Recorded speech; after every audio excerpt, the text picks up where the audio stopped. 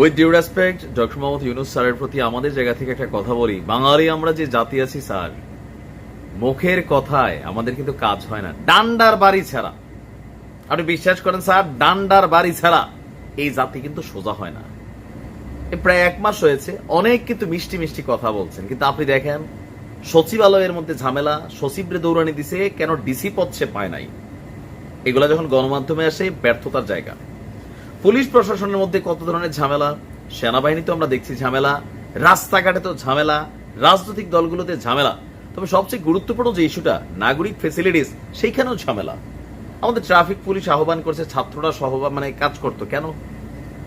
আচ্ছা, সেগুলো নয়তো করলো ঐচ্ছিক কি বলে যে একটা কর্মকাণ্ড হিসাবে, কিন্তু এই যে ঢাকা শহরের বিভিন্ন জায়গায় কর্মসূচিগুলো নিয়ে আপনি যে রিকোয়েস্টটা করছেন, আমার মনে হয় রিকোয়েস্ট করার সুযোগ নেই, অর্ডার। সেনাবাহিনীকে একটু পাওয়ার দেন স্যার, ডান্ডা মেরে ঠান্ডা করবে, দরকার আছে, রাষ্ট্রটা তো চালাইতে হবে। আপনি বিদেশ থেকে 1000 কোটি টাকা আবার আপনি ঋণ করার জন্য চেষ্টা করতেছেন কেন? কারণ আমরা জানি ইন্টারনাল যে ইনকাম সোর্সটা অফ হয়ে গেছে, মিনিমাম লেভেলে যেটা রানিং ছিল এটা অফ হয়ে গেছে, কারণ অনেক মালিক পালাই গেছে, প্রতিষ্ঠান বন্ধ হয়ে গেছে, অনেকে ভয়ে খুলতেছে না, প্রত্যেকটা জায়গায় শ্রমিক বিদ্রোহ, এগুলোতে হয় কি কোটি কোটি টাকা ইনভেস্ট করা কোম্পানিগুলো ভয় পাচ্ছে। তো আপনি আজকে যে নির্দেশনা দিয়েছেন, আমার মনে হয় যে এই মিনতি না করে স্যার আপনি নির্দেশনা, আপনার তো ভয় নাই, কিসের ভয় পাচ্ছেন আপনি? জনগণ আপনার সাথে আছে, আপনি জাস্ট সুপ্রিম পাওয়ারটা নেন প্রয়োজন রাষ্ট্রপতি থেকে, নিয়ে ডাইরেক্ট অর্ডার করেন যে মিনতি অনেক টনেক হয়েছে, ইটস টাইম টু অ্যাকশন। এখন আমাদের ইউনূস সাহেব তিনি গতকালকে জাতির উদ্দেশ্যে যে ভাষণ দিয়েছেন, সেই ভাষণের মধ্যে কর্মসূচি, যে ঘেরাও কর্মসূচি, ঢাকা চলো কর্মসূচি, এই কর্মসূচি বিরক্ত। এর আগে যখন সচিবালয়ের ঘটনা ঘটলো, আইন হলো কি যে এইসব এলাকায় করা যাবে না। এখন কালকে তিনি তার জাতির উদ্দেশ্যে বক্তব্যে বলছেন, আইন শৃঙ্খলা পরিস্থিতি উন্নতির জন্য আমরা দিনরাত পরিশ্রম করে যাচ্ছি। যেসব ভাই বোনেরা তাদের গত 16 বছরের বেদনা জানিয়ে তার প্রতিকার পাওয়ার জন্য আমার অফিস এবং সচিবালয় অফিসের সমূহের সামনে প্রতিদিন ঘেরাও কর্মসূচি দিয়ে কাজ করতেন, আমার আহ্বানে সাড়া দিয়ে সেইখান থেকে সইরা গেছেন, কিন্তু অন্যত্র আবার তাদের কর্মসূচি আপনারা দিচ্ছেন, এতে জনগণের যাতায়াতে ব্যাঘাত হচ্ছে, নানান ধরনের ডিস্টারবেন্স হচ্ছে, এমনকি মাঝে মাঝে অনেক জায়গায় আইন শৃঙ্খলা পরিস্থিতির অবনতি হচ্ছে।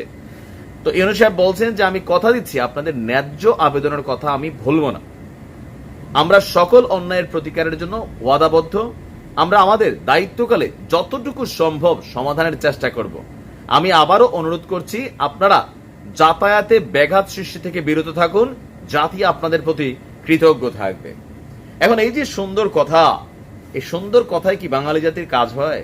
সোরের জাতি আমরা, এই জাতি আমরা মনে করি যে শেখ হাসিনা দুর্নীতিবাজ বা তারেক জিয়া দুর্নীতিবাজ, কিন্তু আমরা চায়ের মধ্যে যে লিকার কম দেই সেটাতে মনে করি রাষ্ট্রের আর কি ক্ষতি হইল, এটা আমরা মনে করি। ফরমালিন দিয়ে কি আর ক্ষতি হইল? ভিক্ষুক পর্যন্ত চলন্ত গাড়িতে 100 টাকা নোটটা দিলে বাংতি দিচ্ছে যেই দেখে সিগন্যাল আছে দৌড় দিয়ে পালাই যায়, এইটার কি ক্ষতি হইলো 100 জনের 100 টাকা?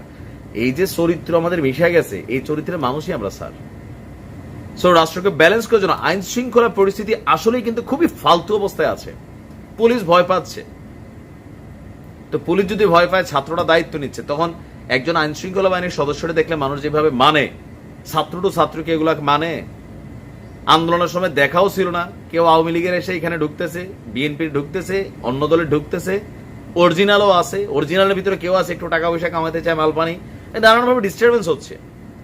প্রশাসনকে শতভাগ অ্যাক্টিভ না করা পর্যন্ত পৃথিবীর কোন দেশে আইনের শাসন সুপ্রতিষ্ঠিত, আইনের শাসন হইতে তো বহুত মানুষ মরে যাচ্ছে, বহুত জনের বাড়িগুলো লুটপাট হয়ে যাচ্ছে, হত্যা হয়ে যাচ্ছে। স্যার এগুলা মিষ্টি কথা কাজ হবে না, আপনার ভয়ের কিছু নাই। আপনি সেনাবাহিনীর একটু পাওয়ার দিয়ে 1 মাসের লেগে দিয়ে দেয়, দেখবেন সব তারের মতো সোজা। সেনাবাহিনী জানে হাউ টু ডিল উইথ বাঙালি। আমরা এত সভ্য জাতি না স্যার যে আপনারা এই স্মার্ট কথাগুলা এই জাতি মাইনা নিবে। ধান্দা দেখলে আপনারও গাইলে তারা লেট করবে না, এটাই বাস্তবতা। ভালো থাকুন স্যার।